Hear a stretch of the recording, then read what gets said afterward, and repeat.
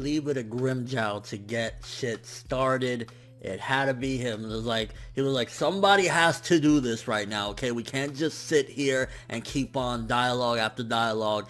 And honestly, this chapter, one of the things that I felt definitely stood out was the fact that Grimmjow was like, fuck this shit, I'm going ahead, y'all taking your sweet time, let's get this shit done. So, Grimmjow, thank you very fucking much, okay, right now, bro, because things was looking a little, but we're seemingly getting back on course, especially with this chapter, because things are finally starting to move, people are finally starting to get into action, and the swing of things is starting to go. Now, one thing I definitely got to note is, with this chapter, it definitely felt like Mayuri was slightly out of character, in the sense of, like, it felt as though, while we've seen certain cases of Mayuri not wanting to be a part of the Serete, or not necessarily the Serete, but the Gote 13, and he just wants to be free or whatever, to actually see him do this in the middle of this war and everything that's going down, it felt slightly out of character, but then at the same time, this could be what he was just waiting for all along, and this was like the perfect opportunity. Like, these motherfuckers are in their own little thing, I want to be free, I want to do my own thing, and I'm breaking away, but it just feels fucked up. But then again,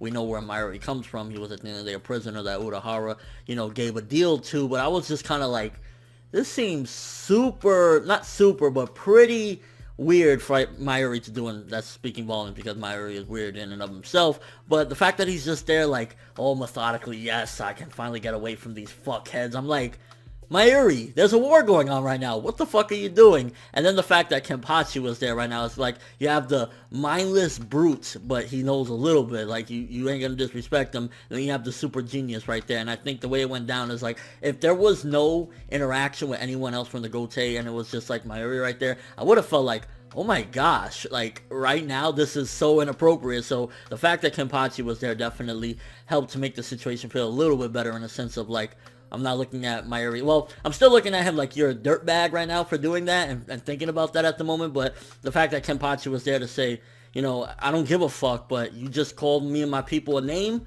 we're not having this right now. So we have a little squabble there. I don't know if they're going to go all out or what the hell's going to happen. And it's kind of funny that it showcases that the Gote and a lot of these people as well, they don't give a shit. Like, we have a big war going right now, but you're not going to fuck with me, and you're not going to talk shit or whatever. So I thought that was out of character for Mayuri, but then again, it could have been that he was just revealing his cards all along. So, yeah. And then, as I said before, I'll say it again, Grimmjow, good freaking shit. I mean, we've been waiting for a while to get back into the fights and whatnot, and now we have Askin Navar. I can't say his name, it's too freaking annoying. But now we have a setup for that, and honestly, this is right now going to be the true test of where Grimmjow's gone, because Askin is one of the elites, even though he was first showcased as being a part of, like, the norms or whatever, but he's one of the elites, and if Grimmjow could take him out at the very least, then we are seeing where Grimmjow is at. Again, I still don't believe in any which way that Grimmjow is equal to or close to Ichigo's power, but fighting one of the elite showcases, yeah, he's on some real shit. I mean, we didn't get to see exactly what happened. We just saw him charge him and catch him off guard, but Grimmjow definitely is, right now, is the test. Right now, we're going to see if this motherfucker is actually worthy and if it was any point of bringing him back. And then the last thing that was notable about this chapter was seeing the former Stern Ritter. They've seemingly reached, Bach's lair or one of the lairs or whatever. They're close to him and whatnot.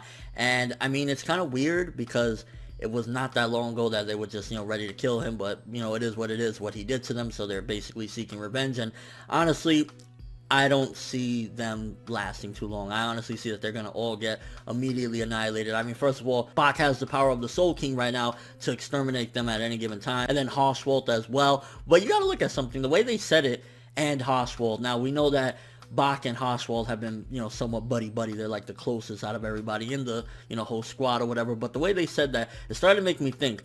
Honestly, I think Haschwalth's role in all this is probably going to be revealed to be a lot bigger.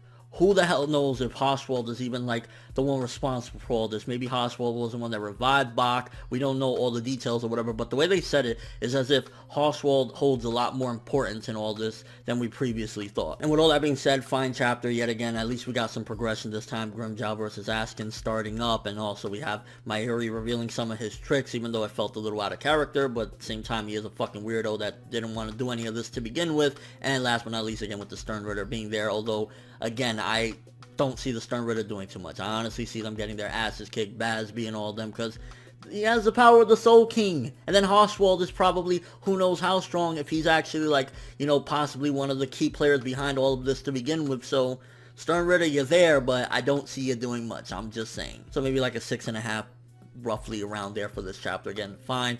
Better than last week's, and it's starting to progress in the right direction. But yeah, things was just, I don't know, it felt a little bit weird, especially with the whole Mayuri thing. Let me know what you guys think though. What did you think about Mayuri saying all this? Do you think that it just fits into him right now, and it fits him as a character because he is just a weirdo that doesn't give a fuck about anything, but at the same time it's like the situation is dire, and I thought to a certain degree he somewhat cared about, you know, things not fucking going out of existence and, you know, actually helping the cause. And where you hype off that Grimmjow charging Askin, do you think that it was just like we needed the Jugga Jocks to fucking do shit? And of course, do you think the Stern Ritter are gonna get waxed? I have very, very small confidence in their capabilities to do anything against Haschwalth, Bach, and anybody for that matter. I mean, the elites are the elites for a reason. And your overall thoughts of the chapter. That's all I have for this review. Thanks for watching. Hope you enjoyed. If you liked anything I had to say or enjoyed the video, drop me a like. I'd greatly appreciate it. And if you haven't subscribed, if you do so as well, that'd be amazing. I'm ForneverWorld, and as always, people, have an awesome day.